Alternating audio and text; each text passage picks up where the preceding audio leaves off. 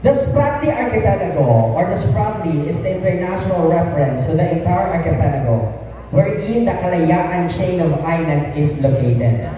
The Philippines claim the northeastern section of the Spratly Island, the Kalayaan groups of island, and the Scarborough Shoal, known as the Bajo de Masinloc, as its territory under an agreement part of which have been ratified by the countries involved in the Spratly Island dispute.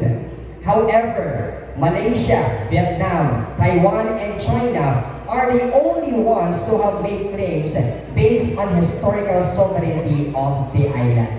As a Filipino, what are your thoughts about this matter? And as a Puerto Princesa, Queen of Queens aspirant, how will you encourage the LGBTQIA+ community to give an importance and appreciate this point of issue? Magandang gabi sa inyong lahat. Ang Spratly Island dispute ay isang napakamahalagang usapin ngayon na kinahaharap ng ating bansa. Ang Spratlys ay hindi lamang pinagnanasaan dahil sa taglay nitong ganda at hitik na yamang dagat. Pinag-aagawan rin ito dahil ito ay nagsisilbing isa sa may pinakamahalagang international waterway sa mundo.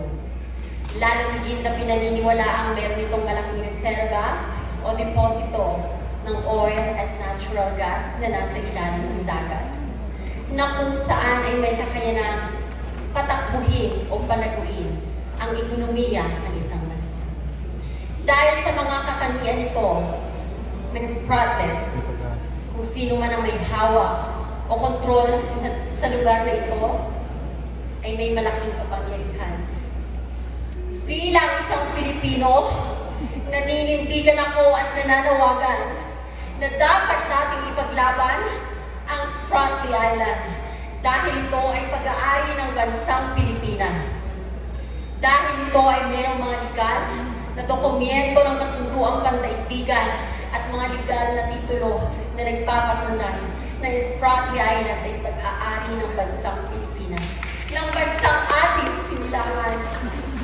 At bilang isang parte naman ng LGBTQIA+ community, gagamitin ko ang Puerto Princesa Queen of Queens bilang platform upang isulong hindi lamang ang aking advokasya patungkol sa HIV. Bagkus, gagamitin ko rin itong boses sa paghihikayat ng aking mga kapwa Pilipino.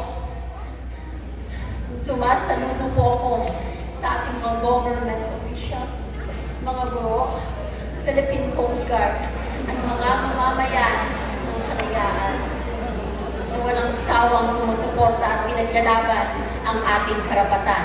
Yun lamang po at magandang gabi.